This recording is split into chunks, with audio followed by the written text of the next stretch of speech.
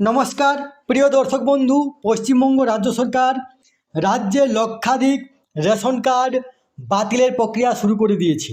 সেই সকল ration card যেগুলিতে বিনা পয়সায় চাল গম পাওয়া যাচ্ছে।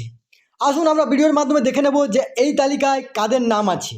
তার আগে আপনারা অবশ্যই আমার চ্যানেলটি সাবস্ক্রাইব করবেন এবং সবার আগে ভিডিও নোটিফিকেশন পাওয়ার জন্য সামনের যে বেল আইকন আছে সেখানে প্রেস করে নোটিফিকেশন অল করে রাখবেন এবং ভিডিওর সাথে লাইক কমেন্ট শেয়ার করবেন। তাহলে দেখুন এই নিয়ে পত্রিকাতে কী লিখেছে। ৭৭,০০০ গাড়ির মালিক, এখানে গাড়ি বলতে 4 চাকার গাড়ি বোঝানো হয়েছে। 25,000 ডিরেক্টর রেশন গ্রাহক, ডিরেক্টর বলতে মালিক বোঝানো হয়েছে, কোনো কোম্পানির মালিক। অবৈধ কার্ড খুঁজে বাতিলের প্রক্রিয়া শুরু। কেউ বা এক বা একাধিক গাড়ির মালিক, কেউ আবার আস্ত কোম্পানির ডিরেক্টর।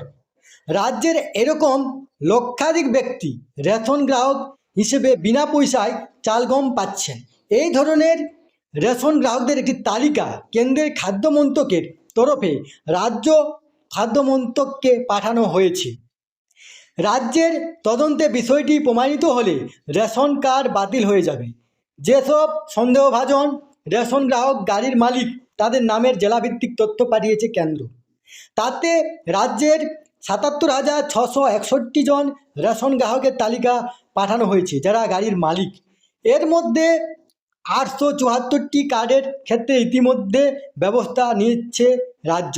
পাশাপাশি কোম্পানির ডিরেক্টর পদে থাকা ২৫,৬৮২ জনের তালিকাও পাঠানো হয়েছে। এদের মধ্যে ১২১টি কার্ডের ক্ষেত্রে ইতিমধ্যে ব্যবস্থা নেওয়া হয়েছে।